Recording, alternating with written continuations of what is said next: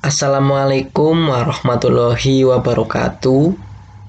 Selamat pagi anak-anak atau siswa-siswi SMP Negeri 3 Bobocari. Semoga kalian dalam keadaan sehat, dilindungi oleh Allah Subhanahu wa Ta'ala, dan dijauhkan dari wabah pandemi penyakit COVID-19, dan selalu mematuhi protokol kesehatan agar kalian bisa terhindar dari pandemi COVID-19. Sebelum kembali ke layanan BK pertemuan 7 hari ini, alangkah baiknya kita berdoa terlebih dahulu agar layanan BK hari ini diberikan kelancaran, kemudahan, dan mendapatkan ilmu pengalaman yang berharga untuk anak-anak atau siswa-siswi SMP Negeri 3 Bobocari. Berdoa menurut agama dan kepercayaan masing-masing. Berdoa dimulai. Ya, berdoa selesai.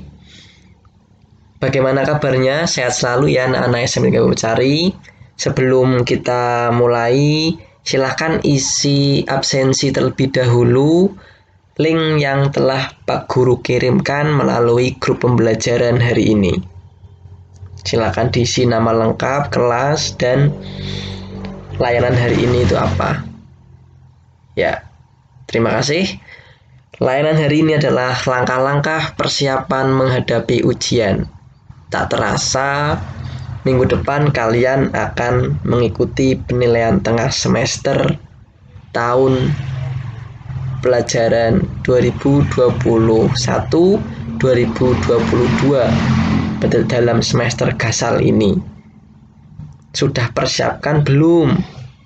Nah, di sini Pak Guru akan memberikan langkah-langkah persiapan menghadapi ujian agar nantinya kalian bisa menjalani atau mengikuti penilaian tengah semester dengan baik dan percaya diri. Langsung saja.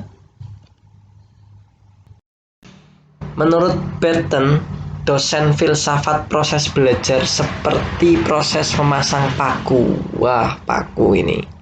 Menurut dia, penancap paku pertama adalah guru. Nah, kalian adalah guru karena masih siswa SMP, kalau mahasiswa dosen gitu ya. Selanjutnya, proses mengetok hingga ilmu menancap perlu dilakukan sendiri oleh pelajar. Tidak cukup sekali, namun perlu berulang kali. Jadi, ketika Bapak Ibu guru sudah memberikan pembelajaran, kalian harus belajar terus, digali terus, agar nantinya ilmu yang diberikan oleh guru atau Bapak Ibu guru bisa lebih paham seperti itu.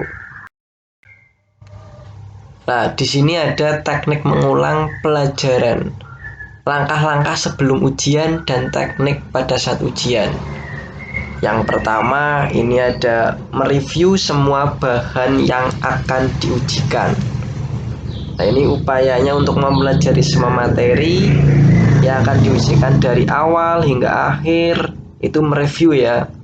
Dengan begitu kalian lebih mudah mengetahui dan menyimpan memori materi pelajaran-pelajaran yang sudah diberikan oleh Bapak Ibu guru ya pastinya.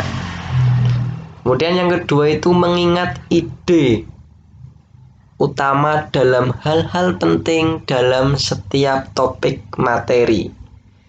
Ya, di sini anak-anak itu mencatat ide utama dan hal-hal yang penting dari setiap topik materi yang akan diujikan.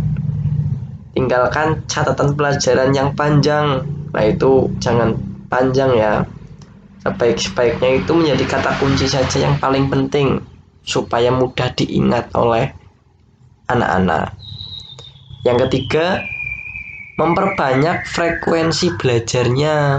Ya, mungkin saat ini sedang daring ya, anak-anak bisa melihat dari YouTube, sosial media, atau belajar melalui aplikasi-aplikasi yang sudah ada di handphone kalian. Gunakan untuk positif, untuk belajar seperti itu.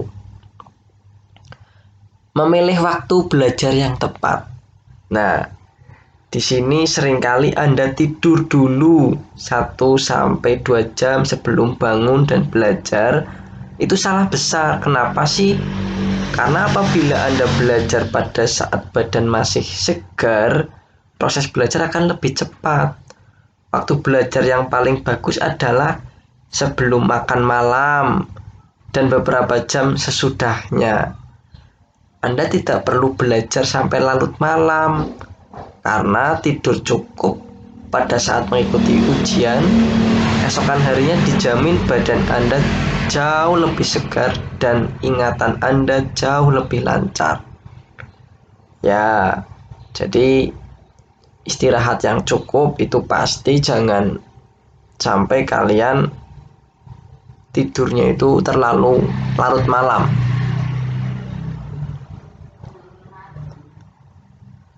Kemudian memilih tempat belajar yang tenang. Nah, kunci lainnya dalam belajar adalah jangan pilih tempat belajar yang berisik dan banyak gangguan ya. Satu lagi, yang penting matikan televisi dan radio sewaktu Anda belajar. Nah, di sini kalian masih belajar daring, mungkin bisa mereview lagi seperti poin yang pertama itu. Materi-materi yang diberikan oleh Bapak Ibu guru bisa dibuka melalui handphone kalian atau laptop kalian seperti itu. Kemudian yang keenam, memperkirakan pertanyaan yang akan keluar. Ya, ini memperkirakan pertanyaan yang akan keluar.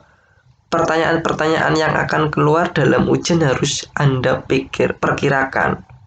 Pilih jumlah pertanyaan yang paling maksimal, jangan sebaliknya. Seperti itu. Kan biasanya Bapak Ibu guru juga memberikan kisi-kisi untuk dipelajari itu sesuai dengan pedomannya, yaitu bisa dipelajari, nanti bisa untuk acuan anak-anak ya. Yang ketujuh, berdiskusi dengan teman dalam kelompok belajar.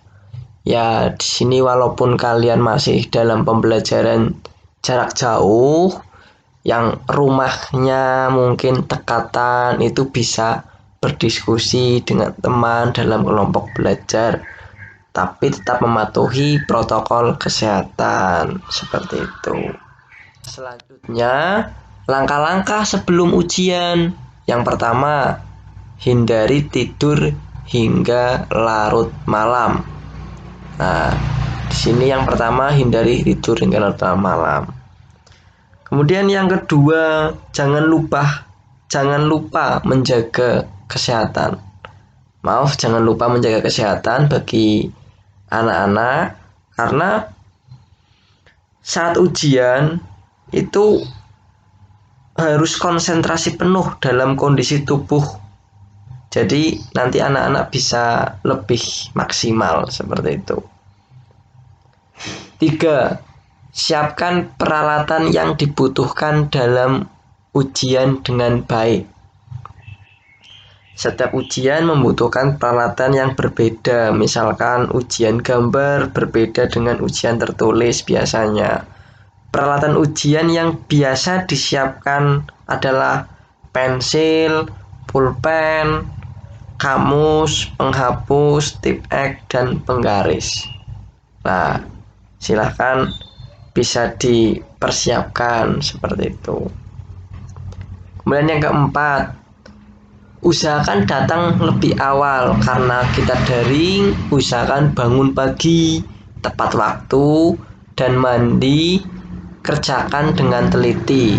Nah, itu sesuai dengan daring, tata tertib daring bisa dilakukan dengan baik. Yang kelima, hindari stres atau gugup, bersikaplah tenang dan berdoa. Stres dalam menghadapi ujian dapat menyebabkan sakit perut, pusing, dan berkeringat. Hal ini dapat mengganggu konsentrasi anak-anak yo. Nah, jadi jangan lupa kalian itu berdoa kepada Tuhan Yang Maha Esa supaya bisa tenang seperti itu dan diberikan kelancaran. Teknik pada saat ujian. Nah, ini Pak Guru sekalian memberikan teknik pada saat ujian. Ini yang pertama, awali dengan doa. Sebelum mengerjakan soal ujian, biasakanlah untuk berdoa. Dengan berdoa, anak-anak akan menjadi tenang, santai, dan tidak tegang. Lebih percaya diri pastinya. Seperti itu. Kemudian yang kedua, bacalah petunjuk perintah pengerjaan soal ujian dengan baik. Jadi dibaca petunjuk perintahnya dalam mengerjakan ujian yang akan dikerjakan. 3. Kerjakan dahulu soal ujian yang Anda anggap mudah. Dengan mengerjakan terlebih dahulu soal yang Anda anggap mudah, bisa dengan cepat dikerjakan, maka Anda akan menghemat waktu dalam menjawab soal ujian. Yang keempat, bacalah soal ujian dengan teliti, pahami maksud-maksudnya, baru kemudian Anda atau anak-anak bisa menjawab. Yang paling teliti ya, jangan sampai nantinya anak-anak kurang teliti dalam membaca soal. Seperti itu. Yang kelima, kerjakan sendiri sesuai dengan kemampuan kalian atau Anda ya. Pastinya jangan pernah menyontek jawaban teman, karena mungkin jawaban teman Anda salah. Oleh karena itu, kerjakan soal ujian sesuai dengan keyakinan dan kemampuan anak-anak sendiri. Yakinlah bahwa kalian lebih siap dari teman Anda. Seperti itu. Yang keenam, ikuti teknik menjawab soal pilihan ganda. Nah, ini teknik soal pilihan ganda nanti karena kita daring, silakan dibaca teknik-tekniknya mau seperti apa. Nanti bisa ada langkah sebelum mengerjakan. Yang ketujuh, ikuti teknik menjawab soal esai. Ini juga sama, dibaca dulu perintahnya. Jangan sampai kalian tidak membaca perintah dalam teknik menjawab soal esai juga ya. Nomor ke-8, periksa kembali seluruh jawaban Anda ya, atau jawaban kalian. Bila semua soal ujian telah selesai, Anda kerjakan, jangan terburu-buru keluar ruangan. Nah, ini biasanya kalau kita daring, jangan terburu-buru, kita langsung pergi saja. Pergunakan sisa waktu yang ada untuk memeriksa dan membaca kembali jawaban Anda, sehingga bila ada kekurangan dapat segera kalian atau Anda perbaiki. Seperti itu. Yang ke-9, akhiri dengan doa. Sebagaimana Anda berdoa untuk mulai mengerjakan soal ujian, berdoalah juga setelah selesai mengerjakan soal ujian. Semoga apa yang sudah kalian kerjakan benar-benar mendapat nilai yang terbaik. Seperti itu. Jadi di sini Pak Guru memberikan motivasi. Ingat, keberhasilan atau kesuksesan merupakan suatu yang membahagiakan. Untuk meraihnya, Anda harus belajar dengan sungguh-sungguh. Oleh karena itu, tanamkan dalam diri Anda bahwa belajar adalah suatu kewajiban. Karena dengan belajar Anda dapat mengembangkan diri. Semoga sukses. walaupun kita ujiannya melalui daring, tapi tetap semangat, tetap optimis. Semoga anak-anak SMP Negeri 3 Puputcari bisa mendapatkan hasil yang maksimal. Selamat belajar, semoga sukses. Terima kasih. Sekian dari Pak Guru. Jika ada kata-kata yang kurang berkenan, Pak Guru minta maaf. Billahi taufiq wal hidayah. Wassalamualaikum warahmatullahi wabarakatuh.